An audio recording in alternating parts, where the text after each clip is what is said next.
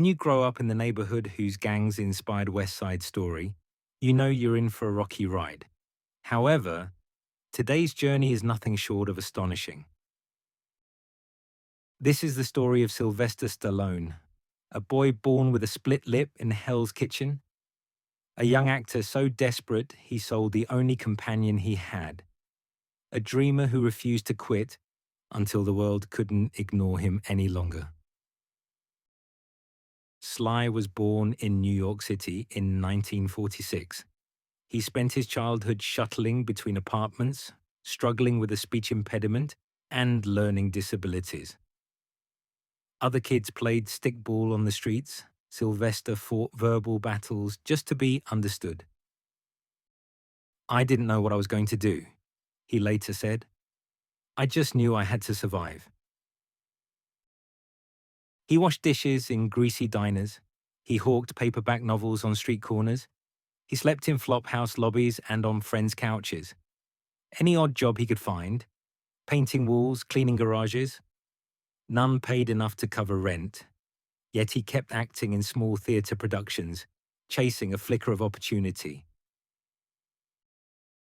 By the early 1970s, he'd appeared in unaccredited film roles and off Broadway plays, but nothing stuck.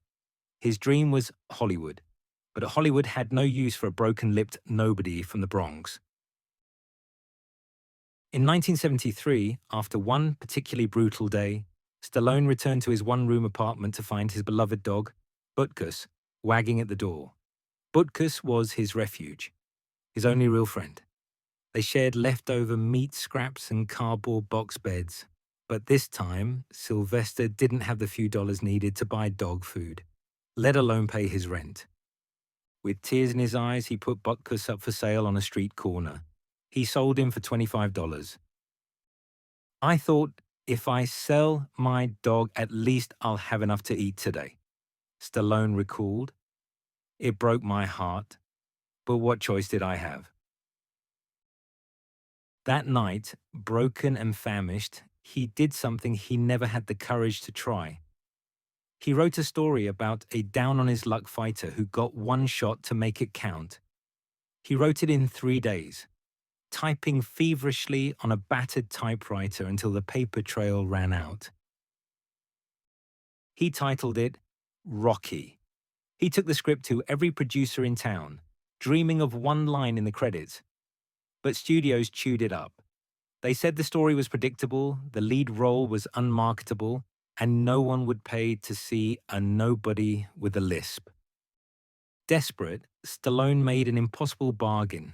He would sell the screenplay outright for $30,000 if he could play the lead himself. The producers had a compromise. They offered the money, but only if he surrendered the role. He refused. "I risked everything," he said. "All I wanted was to tell the world that guys like me could be heroes too." They laughed. They walked away. He slouched home, convinced his one chance had slipped away, just like every other dream. Then, 4 days later, the call came. The studio agreed. He could play Rocky Balboa. Stallone packed his clothes, kissed goodbye to his old life, and boarded a bus to Philadelphia for the shoot. He brought nothing but his script and a handful of dollars. He slept in his jeans and rehearsed his punches on imaginary opponents. When Rocky premiered in 1976, audiences were stunned. They saw their own struggles in his stumbling footsteps, their own hopes in his ragged breaths. The film grossed over $200 million. It won 3 Oscars, including Best Picture. Suddenly the world knew his name. Stallone became a symbol that when you have nothing, all you have left is grit. But success didn't smooth the grit. He still woke up at dawn to run the streets. He still studied every role, every line with the intensity of a hungry man guarding his last meal. "Once you become a star," he said, "you have to stay hungry. Hunger is what saved me in the first place." Over the next decade, Stallone built a franchise empire, Rocky, Rambo, The Expendables, but he never forgot the nights he slept on cold floors, or the morning he parted with his best friend for spare change.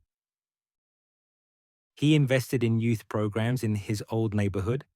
He returned to Hell's Kitchen to donate to schools. He named his production company Balboa Productions, a tribute to that scrappy underdog who refused to stay down. Life knocked me down a lot, Stallone reflects. But I got up. I always got up. Today, Sylvester Stallone isn't just an action hero. He's proof that your past doesn't define you. That no matter how far you fall, you can rise. That losing your best friend can lead you to write a story that saves both of you.